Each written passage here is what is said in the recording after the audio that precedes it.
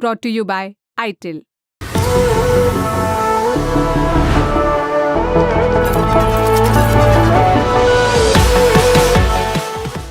इसमें कोई शक ना हो कि हाई कोर्ट्स और सुप्रीम कोर्ट के जजेस अपना काम पूरी स्वतंत्रता के साथ करते हैं, मगर कुछ चीजें हैं जिनमें हम सरकार के साथ खड़े हैं। DY Chandrachud chief justice of India का यह कहना है। आखिर किस बात पर कहा CJI DY चंद्रचूड़ ने कि हम सरकार के साथ खड़े हैं? अपनी बात में CJI ने कोई कहे कहता रहे गाने को याद क्यों किया? जवाब जानने के लिए पहले बात का पूरा कॉन्टेक्स्ट समझते हैं, क्योंकि ये बात PM मोदी के साथ आई CJI की तस्वीर से भी जोड़कर देखी जा रही है। उस तस्वीर से जो CJI के घर पर आयोजित गणेश पूजा के दौरान ली गई थी। CJI DY चंद्रचूड़ सोमवार यानी 23 सितंबर को महाराष्ट्र की राजधानी मुंबई में थे। मुंबई में बॉम्बे हाईकोर्ट की नई बिल्डिंग का शिलान्यास कार्यक्रम था। इस कार्यक्रम में चीफ जस्टिस ऑफ इंडिया को आधारशिला रखने के लिए बुलाया गया था।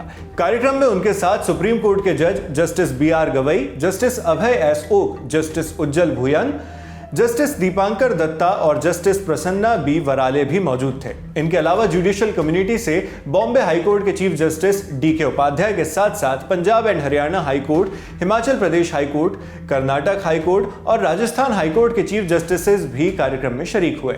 शिलान्यास के लिए राजनीतिक प्रतिनिधि भी पहुंचे थे, जिनमें महाराष्ट्र के मुख्यमंत्री एकनाथ शिंदे, उप मुख्यमंत्री अजित पवार और उप मुख्यमंत्री देवेंद्र फडणवीस के नाम शामिल हैं। पहले चीफ जस्टिस ने नए परिसर की आधारशिला रखी, उसके बाद उन्होंने सभा को संबोधित किया। शुरुआत में CJI चंद्रचूड़ ने मराठी भाषा में अपनी बात रखी, जिसमें उन्होंने मुख्य रूप से बॉम्बे हाईकोर्ट के नए परिसर के बारे में बात की।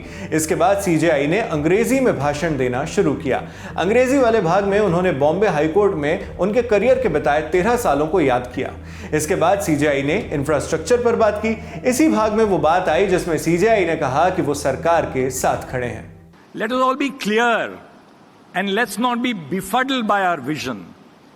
On the judicial side, the judges across the high courts and in the Supreme Court exercise their functions with the fiercest sense of independence. But when it comes to administrative infrastructure, budgeting, we stand together with the government. We stand together because our mission is one and the same. These projects are not private projects for the judges or for the lawyer. These are projects which are created for our citizens. Therefore, let there be no doubt at all, and I have no doubt in my mind, that this sense of collaboration between the state and the judiciary is in the interest of providing modern infrastructure for our citizens. And that sense of collaboration is in the tradition which our courts have wielded over the last 75 years and reflects the strength and maturity of our nation. इस function के कुछ ही दिन पहले social media पर प्रधानमंत्री नरेंद्र मोदी ने एक तस्वीर शेयर की थी। उस तस्वीर में गणेश भगवान की प्रतिमा के सामने PM मोदी हाथ में आरती की थाल लिए दिख रहे थे, जबकि उनके साथ CJI चंद्रचूड़ हाथ जोड़कर खड़े थे।